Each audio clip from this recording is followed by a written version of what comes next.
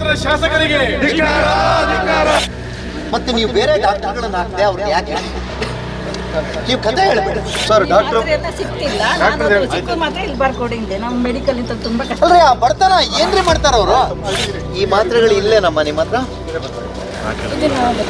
ಯಾಕೆ ಹೌದು ಸರ್ 108 8 ತಿಂಗಳಿಂದ ಇಲ್ಲ.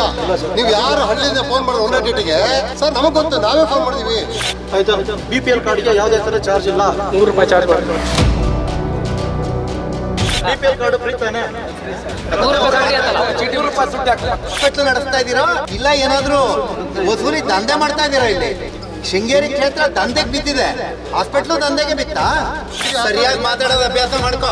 ಇಲ್ಲ ಅವ ಪೇಷಂಟ್ ಸಾಯ್ತಾ ಬಿದ್ದಿದ್ರೆ ಈ ಅಮ್ಮ ಹಿಂಗಿದ್ದಾರೆ ಅಲ್ಲ ರೀ, ನೀವು ಇಲ್ಲ ಅಂತ ಹೇಳ್ತಾರೆ ಅವರು, ನೀವು ಇಲ್ಲ ಅಂತ ಹೇಳ್ತೀರಿ. ಯಾವ ಸತ್ಯ ಅದರಲ್ಲಿ? ಅಲ್ಲ ಯಾರು ಬಂದಿದ್ದಕ್ಕೆ ಅವ್ಯವಸ್ಥೆಯ ಆಗ್ರಹವಾಗಿದೆ ಶೃಂಗೇರಿ ಪಟ್ಟಣದ ತಾಲೂಕು ಆಸ್ಪತ್ರೆ. ಜನಸ್ನೇಹಿ ಆಸ್ಪತ್ರೆ ಆಗಬೇಕಾಗಿದ್ದ ಈ ಆರೋಗ್ಯ ಕೇಂದ್ರ ಜನವಿರೋಧಿ ಆಸ್ಪತ್ರೆ ಆಗ್ತಾ ಇರೋದು ನಿಜಕ್ಕೂ ವಿಪರ್ಯಾಸ. ಒಂದೆಡೆ ಸಾಲು ಸಾಲು ಅವ್ಯವಸ್ಥೆಯ ಆಗ್ರಹವಾಗಿ ಮಾರ್ಪಟ್ರೆ, ಇನ್ನೊಂದೆಡೆ ಇರುವ ಬೆರಳೆಣಿಕೆಯ ಸಿಬ್ಬಂದಿ ಜನಸಾಮಾನ್ಯರ ಜೊತೆ ನಡ್ಕೊಳ್ತಾ ಇರೋ ರೀತಿ ಭ್ರಮ ನಿರಸನ ತರಿಸಿದೆ. ಹೀಗಾಗಿ ಸಾರ್ವಜನಿಕರು ಸೇರಿದಂತೆ ಬಿಜೆಪಿ ಆಸ್ಪತ್ರೆ ಅವ್ಯವಸ್ಥೆ ವಿರುದ್ಧ ಆಕ್ರೋಶ ವ್ಯಕ್ತಪಡಿಸಿದೆ. ಕುಂಟು ನೆಪ ಹೇಳುತ್ತಾ ಜನಸಾಮಾನ್ಯರ ಜೀವದ ಜೊತೆ ಚೆಲ್ಲಾಟ ಆಡಬೇಡಿ ಅನ್ನೋ ಮನವಿಯನ್ನ ಮಾಡಿದೆ. ವೈದ್ಯರ ಕೊರತೆ, ಆಂಬ್ಯುಲೆನ್ಸ್ನಲ್ಲಿ ಹಣ ಸುಲಿಗೆ, ಆಸ್ಪತ್ರೆಗೆ ಬಂದ ರೋಗಿಗಳಿಂದ ಹಣ ವಸೂಲಿ, ರೋಗಿಗಳಿಗೆ ಸೌಲಭ್ಯ ಕೊಡದೇ ಇರೋದು, ರೋಗಿಗಳ ಜೊತೆ ಉಡಾಫೆ ವರ್ತನೆ ಸೇರಿದಂತೆ ಹಲವು ವಿಚಾರಗಳನ್ನ ಇಟ್ಟುಕೊಂಡು ಶೃಂಗೇರಿ ಆಸ್ಪತ್ರೆಯ ಅವ್ಯವಸ್ಥೆಯನ್ನ ಖಂಡಿಸಿ ಬಿಜೆಪಿ ಪ್ರತಿಭಟನೆ ಮಾಡಿದೆ. ಮಾಜಿ ಸಚಿವ ಡಿಎನ್ ಜೀವರಾಜ್, ಬಿಜೆಪಿ ಜಿಲ್ಲಾಧ್ಯಕ್ಷ ದೇವರಾಜ್ ಶೆಟ್ಟಿ, ಶೃಂಗೇರಿ ಪ್ರಧಾನ ಕಾರ್ಯದರ್ಶಿ ನೂತನ್ ಕುಮಾರ್, ಪಟ್ಟಣ ಪಂಚಾಯತ್ ಮಾಜಿ ಅಧ್ಯಕ್ಷ ವೇಣುಗೋಪಾಲ್ ನೇತೃತ್ವದಲ್ಲಿ ಪ್ರತಿಭಟನೆ ಹಮ್ಮಿಕೊಳ್ಳಲಾಗಿತ್ತು. ಈ ಸಂದರ್ಭದಲ್ಲಿ ಆಸ್ಪತ್ರೆಯಲ್ಲಿ ಬೇಜವಾಬ್ದಾರಿ ವರ್ತನೆ ತೋರ್ತಾ ಇರೋ ಸಿಬ್ಬಂದಿಯನ್ನ ಪ್ರತಿಭಟನಾಕಾರರು ತರಾಟೆಗೆ ತೆಗೆದುಕೊಂಡ್ರು. ಸ್ಥಳಕ್ಕೆ ಆಗಮಿಸಿದ ಡಿಎಚ್ಒ ಅಶ್ವಥ್ ಬಾಬು ಆಗ್ತಾ ಇರೋ ಸಮಸ್ಯೆಗಳ ಬಗ್ಗೆ ಹಾಗೆ ಬೇಜವಾಬ್ದಾರಿ ತೋರ್ತಾ ಇರೋ ಸಿಬ್ಬಂದಿ ಬಗ್ಗೆ ತೀವ್ರ ವಿಷಾದ ವ್ಯಕ್ತಪಡಿಸಿದ್ರು.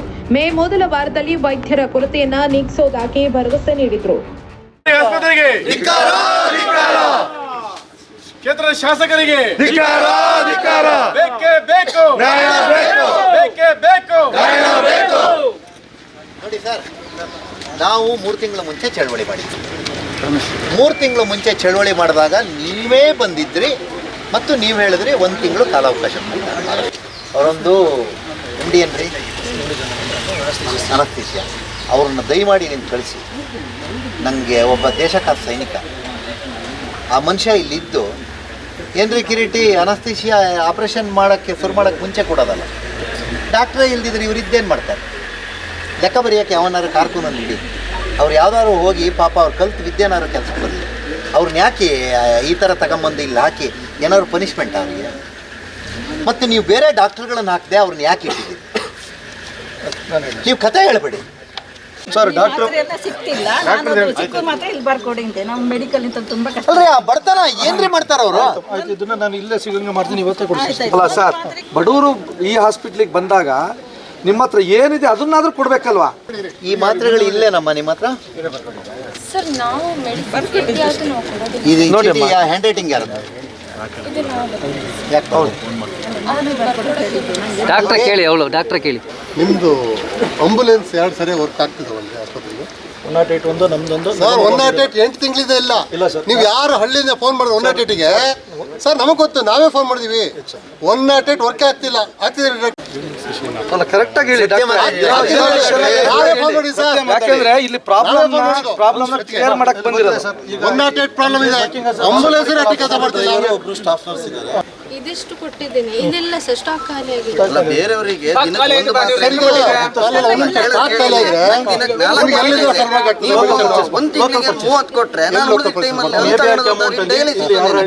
ಇದೆಲ್ಲ ಸರ್ ನೀವು ಸುಳ್ಳು ಹೇಳ್ಬೇಡಿ ದಯವಿಟ್ಟು. ನಮಗೆಲ್ಲ ಎಲ್ಲ A to Z ಗೊತ್ತು. ಲೋಕಲ್ ಪರ್ಚೇಸ್ ಮಾಡಬೇಕಿತ್ತು, ಯಾಕೆ ಕೊಟ್ಟಿಲ್ಲ? ಇಲ್ಲ ಸರ್, ನಮ್ಗೆ ಸರಿಯಾಗಿ ಮಾತಾಡೋದು ಅಭ್ಯಾಸ ಮಾಡ್ಕೋ. ಇಲ್ಲ ಅವ ಪೇಷಂಟ್ ಸಾಯ್ತಾ ಬಿದ್ದಿಲ್ಲ ಈ ಅಮ್ಮ ಹಿಂಗಿದ್ದಾರೆ ನೋಡಮ್ಮ. ಹೇಳಿ ಮಾತು ಇತ್ತ ಇಲ್ವಾ ಅಂತ ಹೇಳಿ. ಯಾಕಂದ್ರೆ ಇಲ್ಲ ಅಂತ ನೀವು ಹಾಗಾದ್ರೆ ನೀವು ಸ್ಟಾಕ್ ಇಲ್ಲ ಅಂತ ಹೇಳಿ, ಸ್ಟಾಕ್ ಇಲ್ಲ ಅಂತ ಹೇಳಿ. ಔಟ್ ಆಫ್ 5 ಒಂದು ಡ್ರಗ್ ಮಾತ್ರ ನಮ್ಮಲ್ಲಿ ಅಲ್ಲ ರೀ, ನೀವು ಇದೆ ಅಂತ ಹೇಳ್ತಾರೆ ಅವರು, ನೀವು ಇಲ್ಲ ಅಂತ ಹೇಳ್ತೀರಿ. ಯಾವ ಸತ್ಯ ಅದರಲ್ಲಿ ಹೇಳಿದ್ದಾರೆ? ಯಾರು ಬಂದಿದ್ದಕ್ಕೆ? ನಿಮ್ಗೆ ಯಾರಿಗೂ ಮನುಷ್ಯತ್ವ ಇಲ್ಲ. ನಾನು ಹೇಳ್ತಾ ಇರೋದು ಬ್ರೈನ್ ಇದೆ, ಹಾರ್ಟ್ ಇದೆಯಾ ಚೆಕ್ ಮಾಡ್ಕೊಳ್ಳಿ. ಹಾರ್ಟ್ ಇದ್ದರೆ ಈ ತಾಯಿನ ನೋಡ್ತಾ ಇದ್ರೆ ನೋಡ್ತಾ ಇದ್ರೆ ಮನಸ್ಸಿಗೆ ನೋವಾಗಲ್ವಾ? ನಾವು ಕೈ ಮುಗಿದು ಕೇಳ್ತೀವಿ. ಇದು ಈ ವಿಷಯದಲ್ಲಿ ಆಯ್ತಾ, ನಾನು ಇದು ಹೇಳ್ತೀನಿ, ಇದನ್ನ ನಾನು ಇನ್ನು ಮುಂದಕ್ಕೆ ಯಾವುದೇ ಕಾರಣಕ್ಕೂ ಯಾವ ಮಾತನ್ನು ಹೊರಗಡೆ ಹೋದಾಗ ನಾನು ನೋಡ್ತೀನಿ. ಇದನ್ನ ನಾನು ಇವತ್ತು ಎಲ್ಲ ಬಡವರಿಗೂ ನೋಡ್ಕೊತೀರಲ್ಲ, ಇವ್ರೊಬ್ಬರಿಗಲ್ಲ, ಎಲ್ಲ ಬಡವರಿಗೆ ನೋಡ್ಕೋಬೇಕು. ಆಯ್ತಾ. BPL ಕಾರ್ಡ್ಗೆ ಯಾವುದೇ ತರ ಚಾರ್ಜ್ ಇಲ್ಲ, 100 ರೂಪಾಯಿ ಚಾರ್ಜ್ ಮಾಡ್ತಾರೆ. ಯಾರು ಆಯ್ತಾ ಇದ್ರೆ ಕೊಡಿ ಆಯ್ತಾ. BPL ಕಾರ್ಡ್ ಇಲ್ಲಿ ಎಕ್ಸ್ರೇ ಮಾಡ್ತಾರೆ 100 ರೂಪಾಯಿ ತಗೊಂಡಿದ್ದಾರೆ. ಯೂಸರ್ ಫಂಡ್ ಸರ್ ಗೊತ್ತಿದೆ. ಯೂಸರ್ ಫಂಡ್ ಅಂತಂದ್ರೆ ನಮ್ಮ BPL ಕಾರ್ಡ್ ಫ್ರೀ ತಾನೆ.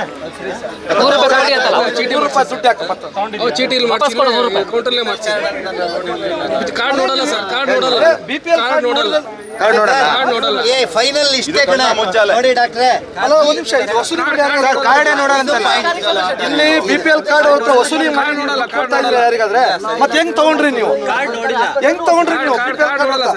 ನಾನು 100 ರೂಪಾಯಿ ವಾಪಸ್ ಕಡೆ ಕಾರ್ಡ್ ನೋಡ್ದಲ್ಲ ಹೆಂಗ್ರಿ ನೀವು ಟ್ರೀಟ್ಮೆಂಟ್ ಮಾಡಿದ್ರಿ? ಫ್ರೀ ಟ್ರೀಟ್ಮೆಂಟ್ ಮಾಡ್ಬೇಕು ತಾನೆ ನೀವು? ಕಾರ್ಡ್ ನೋಡ್ದೇನೆ ತಗೊಳಕಿದ್ದೇನು ಬಸ್ ಸ್ಟ್ಯಾಂಡ್ ಇದು ಟಿಕೆಟ್ ಏನಪ್ಪ? ಏನು ಹಾಸ್ಪಿಟ್ಲ್ ನಡೆಸ್ತಾ ಇದ್ದೀರೋ ಇಲ್ಲ ಏನಾದರೂ ವಸೂಲಿ ದಂಧೆ ಮಾಡ್ತಾ ಇದ್ದೀರಾ? ಇಲ್ಲಿ ಶೃಂಗೇರಿ ಕ್ಷೇತ್ರ ದಂಧೆಗೆ ಬಿದ್ದಿದೆ, ಹಾಸ್ಪಿಟ್ಲು ದಂಧೆಗೆ ಬಿತ್ತಾ? ಈ ಮೊದಲನೇದಾಗಿ ಪೇಷಂಟಿಗೆ ಟ್ರೀಟ್ಮೆಂಟ್ ಆಗೋದಕ್ಕಿಂತ ಮುಂಚೆ ಶೃಂಗೇರಿ ಕ್ಷೇತ್ರದ ಸರ್ಕಾರಿ ಕಚೇರಿಗಳಿಗೆ ಟ್ರೀಟ್ಮೆಂಟ್ ಆಗಬೇಕಿದೆ. ಅವು ಸಣ್ಣ ಪುಟ್ಟ ಜ್ವರದಲ್ಲೋ ಶೀತದಲ್ಲೋ ಉಳಿದಿಲ್ಲ, ಅವು ಕ್ಯಾನ್ಸರಿಗಿಂತನೂ ಜಾಸ್ತಿಯಾಗಿ ದಾಟಿ ಹೋಗ್ಬಿಟ್ಟಿದೆ.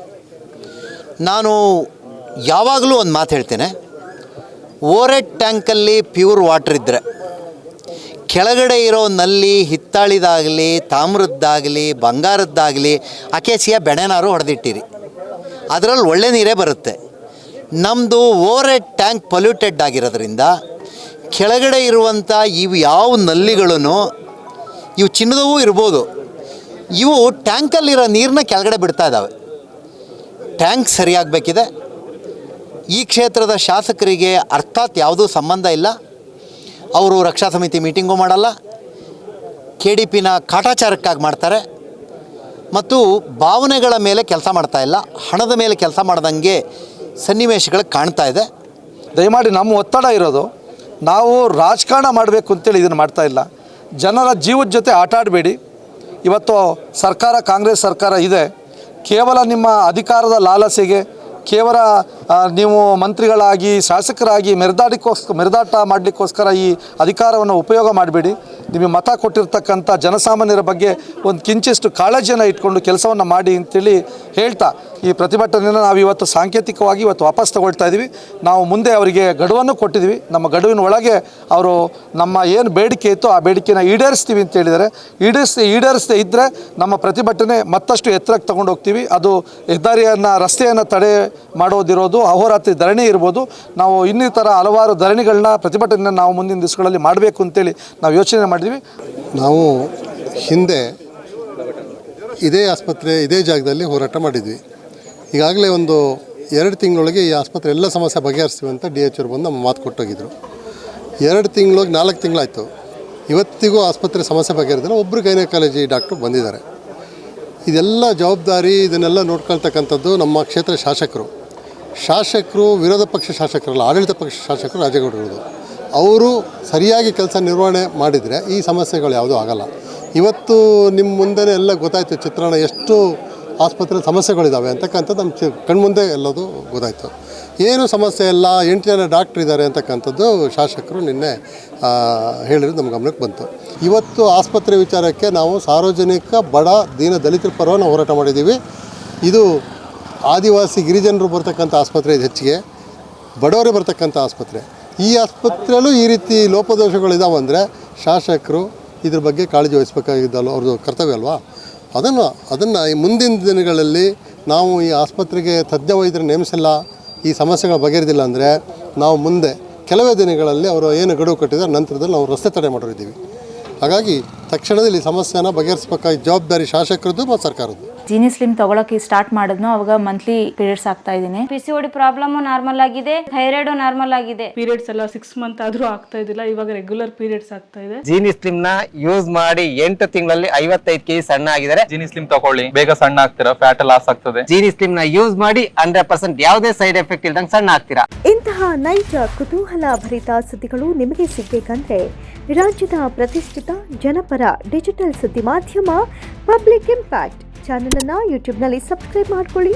ವಿಡಿಯೋ ಇಷ್ಟವಾದರೆ ಲೈಕ್ ಮಾಡಿ, ನಿಮ್ಮ ಇಷ್ಟದವರಿಗೆ ಶೇರ್ ಮಾಡಿ ನಮ್ಮನ್ನು ಪ್ರೋತ್ಸಾಹಿಸಿ. ಹಾಗೆಯೇ ಫೇಸ್ಬುಕ್ನಲ್ಲಿ ಪಬ್ಲಿಕ್ ಇಂಪ್ಯಾಕ್ಟ್ ಫಾಲೋ ಮಾಡೋದನ್ನು, ಇನ್ಸ್ಟಾದಲ್ಲಿ ಜೊತೆಯಾಗೋದನ್ನು ಮಿಸ್ ಮಾಡಬೇಡಿ.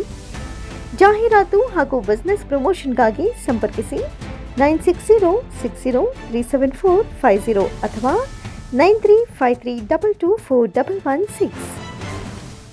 ಇದು ಪಬ್ಲಿಕ್ ಇಂಪ್ಯಾಕ್ಟ್, ಜನಶಕ್ತಿಯೇ ನಿರ್ಣಾಯಕ.